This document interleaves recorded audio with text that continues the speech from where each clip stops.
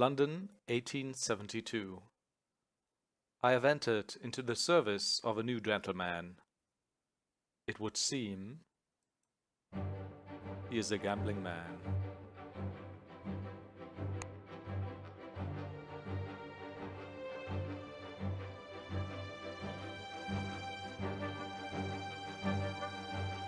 And with that, I would like to welcome everyone to a new playthrough on my channel.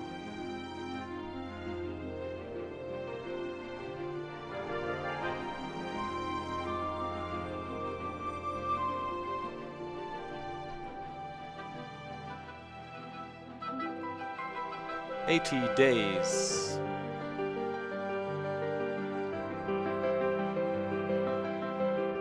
Based on the novel by Jules Verne.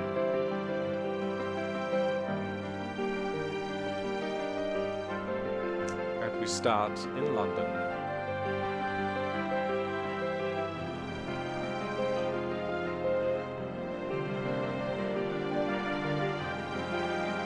Just a very quick heads up for those of you who don't know the book and have never heard of it.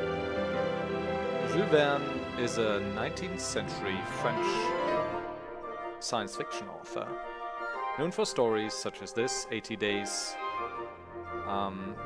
or 20,000 Leagues Under the Sea.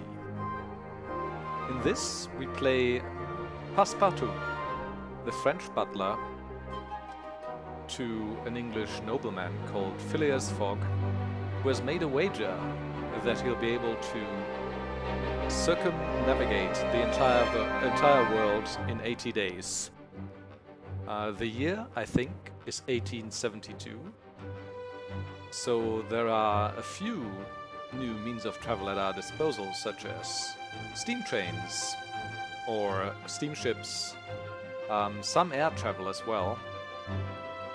But we're still in the 19th century, so 80 days is actually still quite a feat. We're starting in London when our master surprises us with his new plan.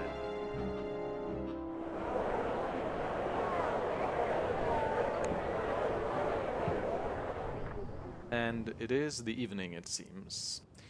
Monsieur Phileas Fogg returned home early from the Reform Club, and in a newfangled steam carriage besides.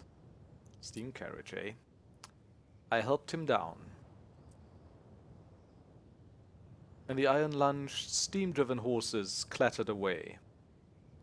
Steam-driven horses? So is this a bit cyberpunky, or are we talking early cars here?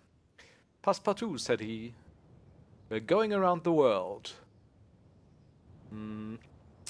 And I think the first time around I'm gonna play this the way that I remember Passepartout, which is very loyal on the one hand, but also kind of flimsy and shy and anxious.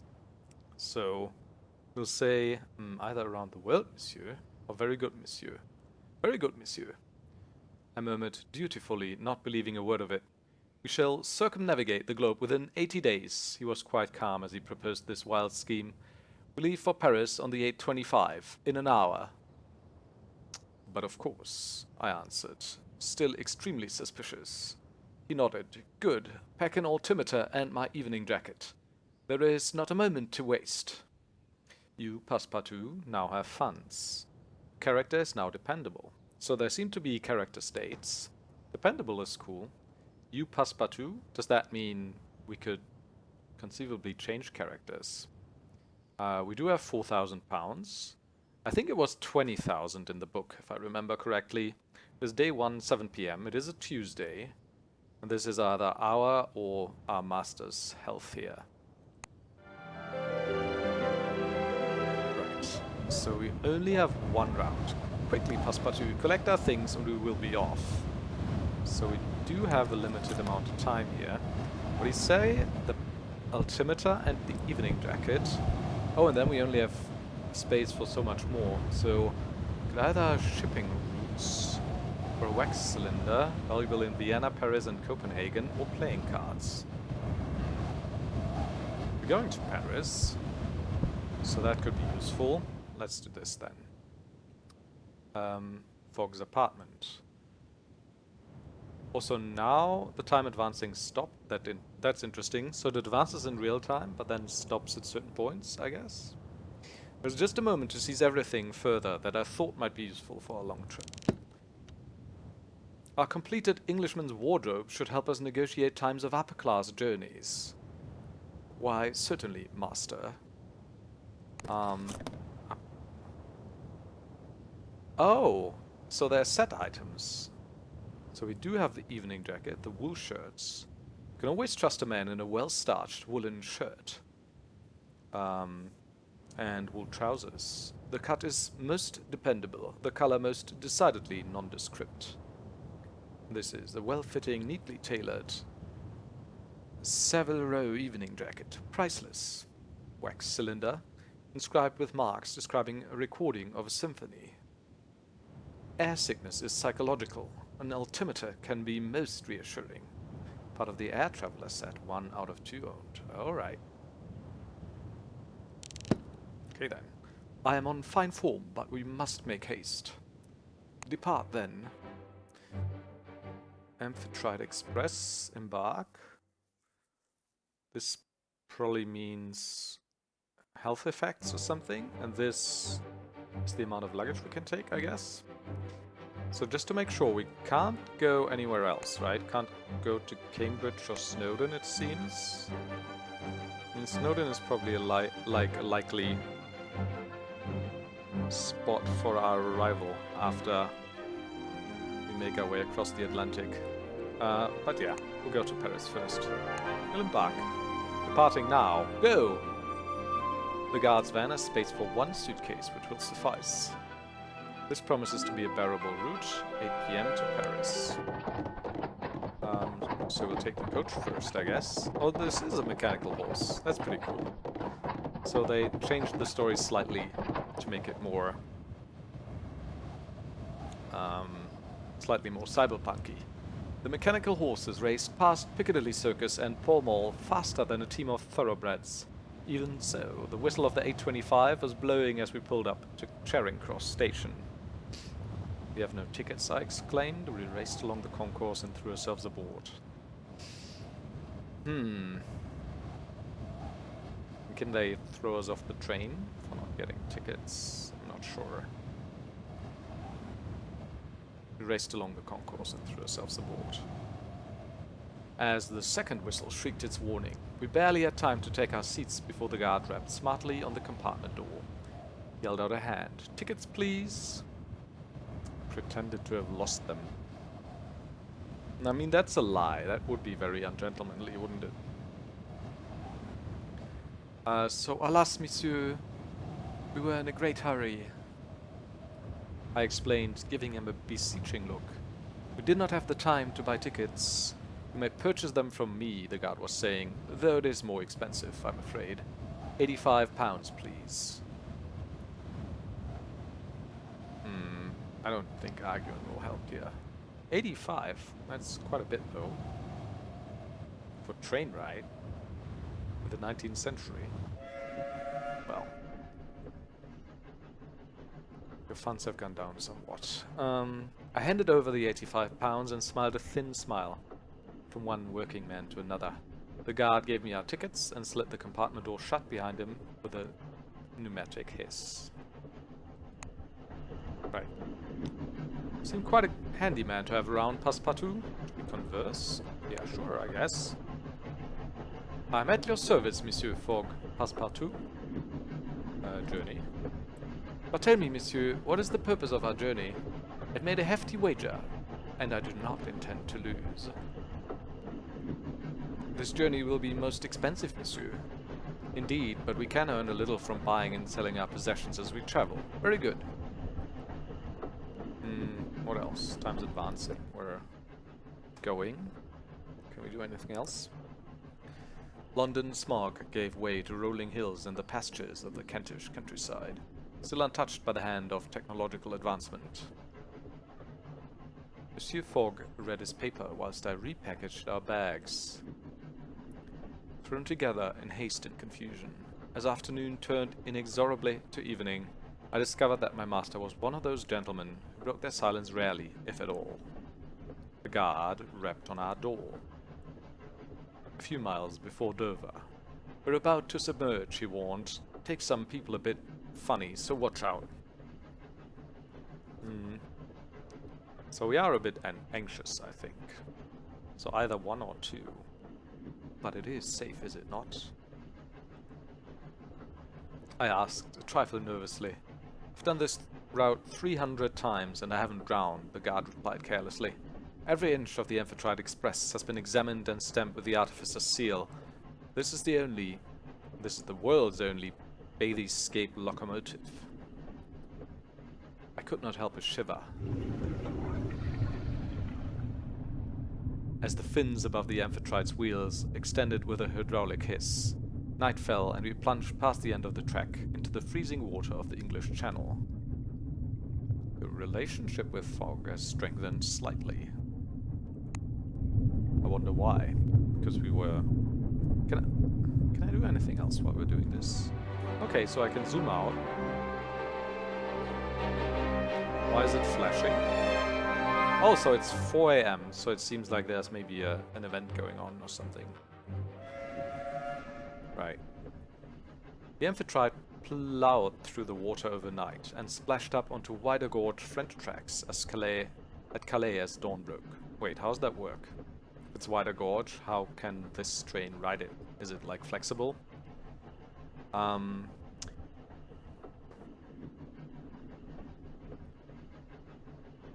began to consider what we might require for our journey. Loose clothing for hot weather, and furs for cold, driving clothes for roads, and weatherproof gear for boats. Will we venture north or south? I inquired, deep in thought. East, he replied with utter certainty. Even so, there are several routes to consider. Safe? Pfft. What's the fastest? I believe, said he. That is what we shall put to the test. Parbleu, I scarcely knew what to think. We arrived at Paris, Gare du Nord, just after 1 o'clock.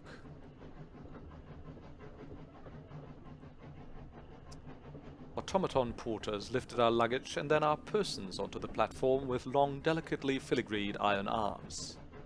Paris, city of my heart. I was home, but not to stay. They lifted our persons.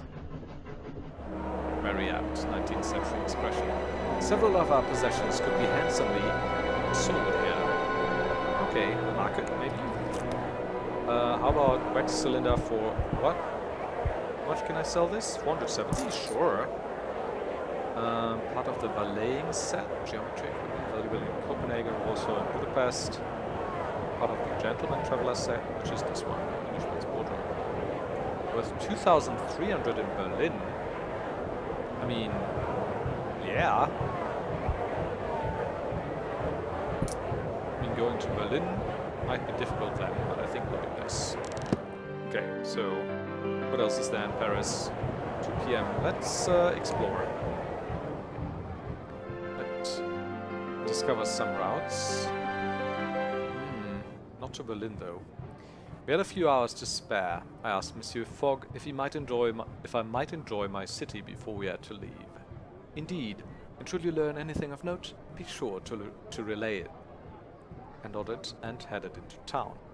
The talk on the streets was one thing only: an enormous, elegant oval stadium constructed upon the green fields of Champ de Mars and containing the technological marvels, art, amusement parks, and milling crowds of the World's Fair of 1872. My city still wore the scars of last year's siege. Oh, that's right. I think 1870, 1871 was the war with Prussia, or rather the German, newly founded German Empire, right? I ventured inside. I think I ventured inside, right? I ventured inside the grand illuminated pavilions of the exposition. An artificer was replacing an arc light, which had burned out. She first disconnected the strange machine powering the lights, It had a spinning iron wheel, which was wound around with a series of armature coils.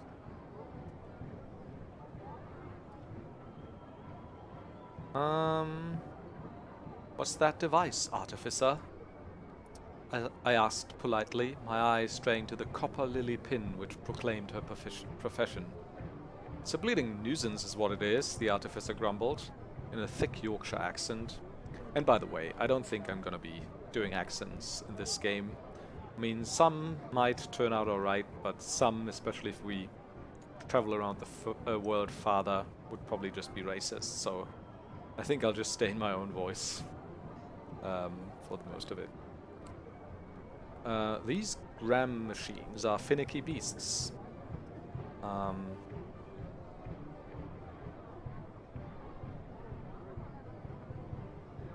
Gram machines? I inquired. Well, it's a... Oh, never mind. She waved my question away. It's a steam engine, alright. Only it doesn't make steam. Will that do? I hate explaining this stuff to laymen. The harshness of her tone was belied by her gentle touch. As she unscrewed the Arclight's globe of enameled glass and replaced the 2 carbon rods within, she reconnected the supply, and the 10 Lyablochkov candles connected in series lit up once more. They are miraculous, I breathed. The artificer snorted. Their hard work is what they are, miracles indeed. But her mouth softened into a small, proud smile. She looked at her pocket watch, cursed and hurried off, dropping something as she went. Do we want to stay in our good graces, or do we want to gain an item here? Let's be friendly. We're gentlemanly after all. I hurried after her to return it, and she thanked me. My medallion! I need that to get my lunch from the canteen, thank you. I bowed in return, and she giggled. Stop that, you'll make me blush. She rubbed the coin thoughtfully. I was given this for my work in Istanbul, you know. I made a very special automaton. I think it works as a driver now, on the route up from Izmir. I think that's right.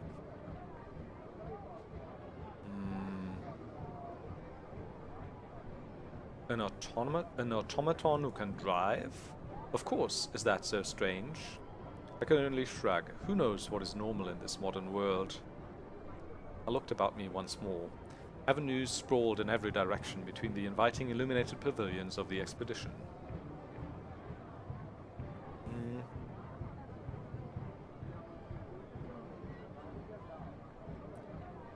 Stick with the artificers, shall we? I headed towards the red and purple tents of the Artificers Guild. Draped with banners emblazoned with a copper lily sigil.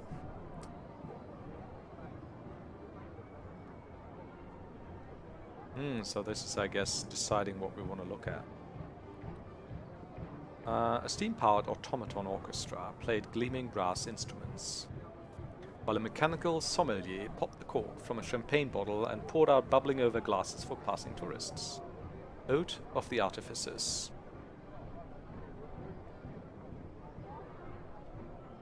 Oh no, one of the Artificers. It's not the same that we met earlier, right? This hands... Oh, that's... Yeah. We gotta decide what Artificer we wanna focus on here. It's explaining the guild's credo to a group of sticky-fingered children. The copper lily stamp of the guild is an assurance of safety and quality, the Artificer said, before pausing to gently discourage a curious toddler's ambitions of flight. We build and maintain everything from children's toys, she gestured to a nearby clockwork monkey, which was enthusiastically banging a pair of cymbals, to airship engines and even mechanical workers.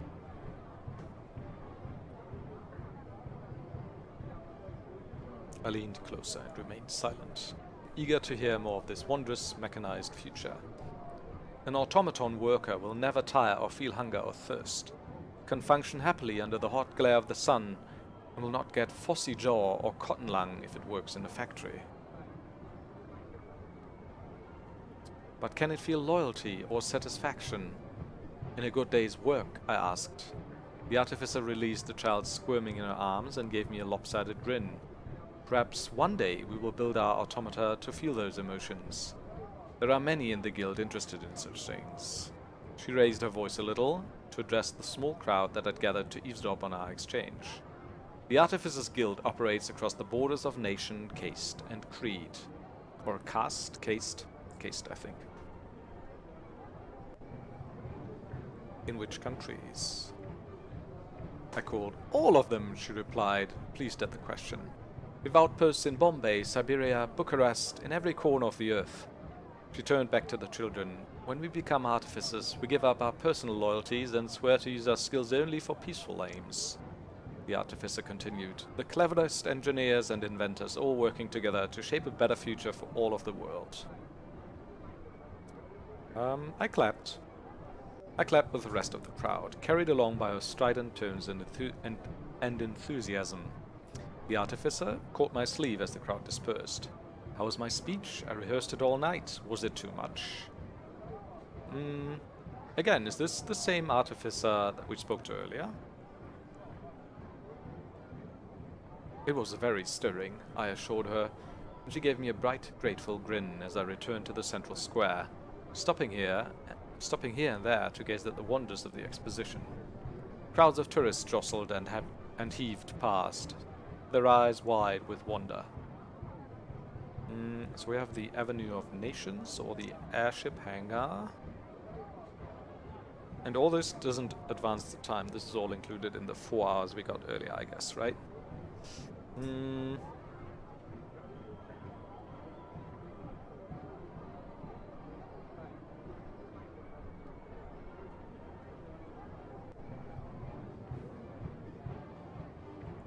Airship hangar. Past a booth with a husband and wife pair selling panoramic hot air balloon rides to eager tourists. The hangar was crowded with airships and flying vehicles of all shapes and sizes, attended by sharp-eyed crews from all over the world, and my eye was immediately caught by the African-made rigid metal balloon, the gilded Egyptian Ifrit-class airship, the metal-clad 4-propeller Savaka Atmotic, which is Russian, I guess, or the bulky coal gas-powered Ottoman Geyik, or the twin-bladed Peruvian gyrocopter. I don't know. Called Shaba Meli. You're lucky, friend, the smiling Tutsi mechanic waved at me with a spanner still in her fist. This is the first Shaba Meli to be seen in Europe. She tucked her spanner back into her belt and added sadly, what terrible weather you suffer here.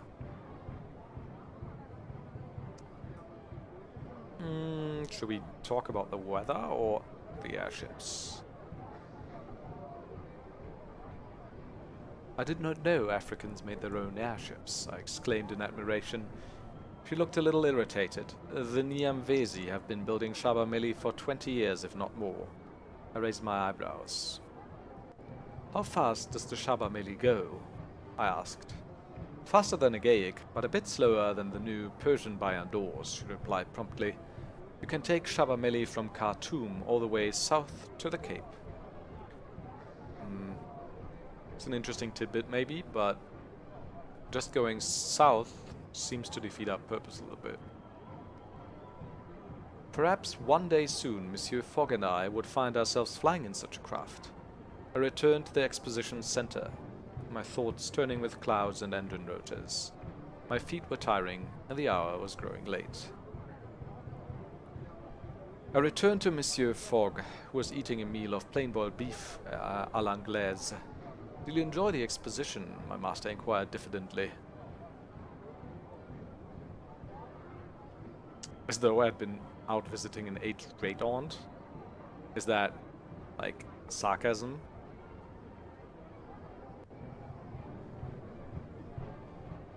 And I nodded.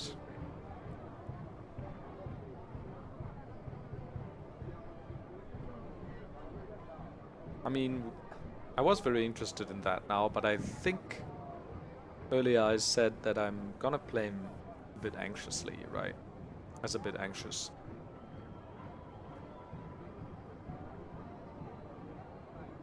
Do you think we will encounter artificers on our travels? I asked with enthusiasm. Okay, assuredly. I intend for us to use the most efficient transport available. I dreamed that night of mechanical wonders and automatons with beautifully animaled faces. Knowing little of the strange inventions and stranger peoples I would soon encounter in my journey around the world. New routes discovered.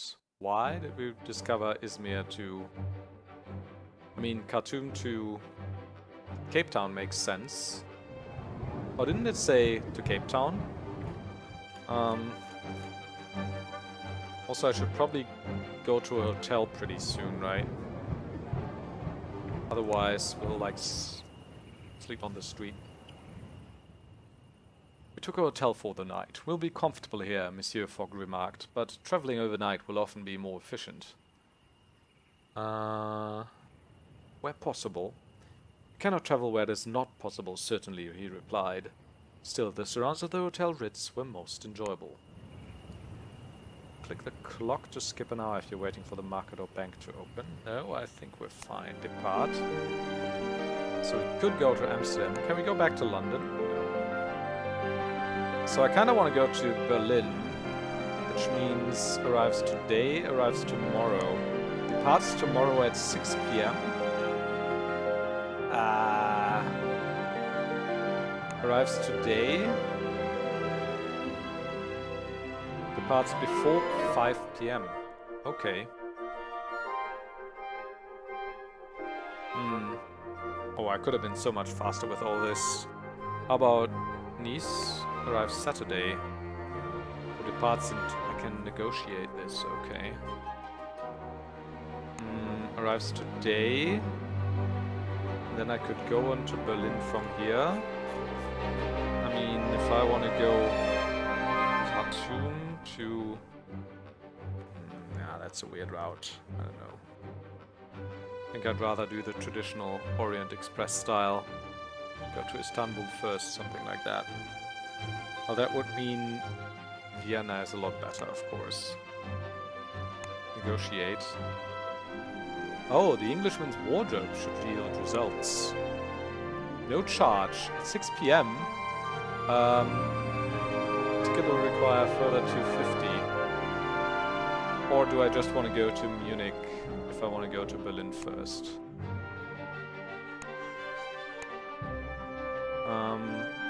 Sure. So 150 to Munich. Parts at 6 p.m. I mean, if I'd been faster and everything, I could have made it yesterday at 6 p.m. I guess. Bank to open. Nah. Can I? Could have another look at the market. I'm feeling like I'm being very inefficient here.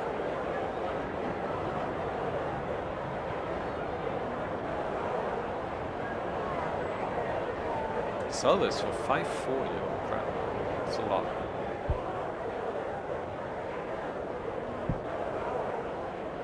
What's this mean? Sell for £0 98 days.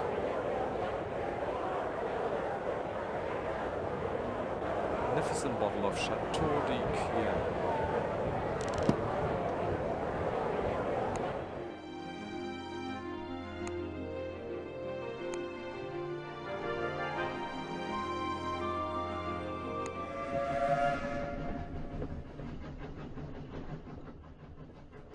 Boarding the Orient Express was an altogether calmer affair than our race through London had been. Mechanical porters loaded us in through the windows, then snapped them shut with a delicate click. The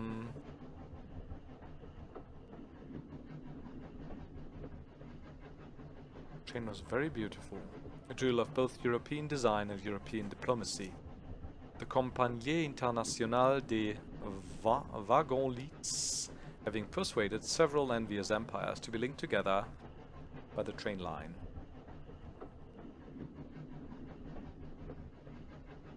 It was uniquely placed to sweep us across Europe, or at least as far as the Deutsches Kaiserreich, where the track currently ceased. last long whistle blew and we began our journey east. Where can we... Is waiting have any...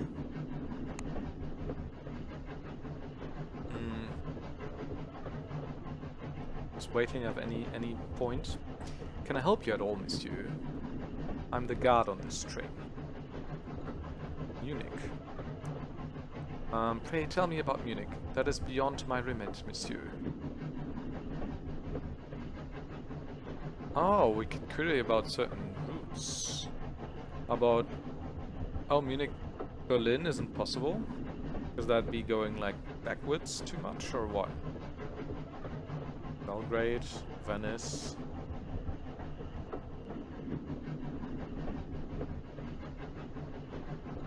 Yeah, let's do Belgrade. I doubt it.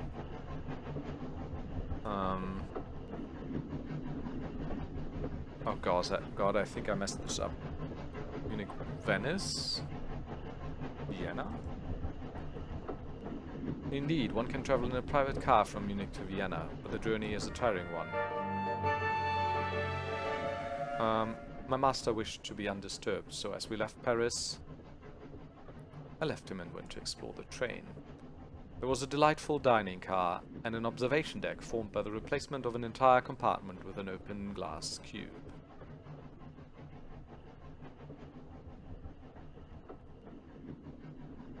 I attended the dining car and found a few groups of people talking quietly.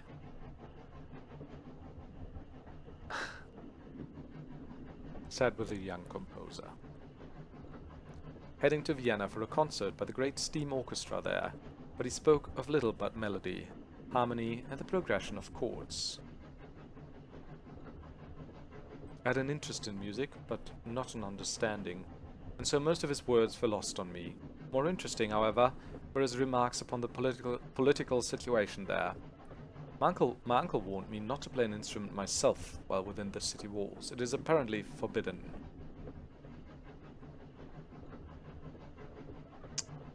But why? He shook his head, then smiled a quick smile.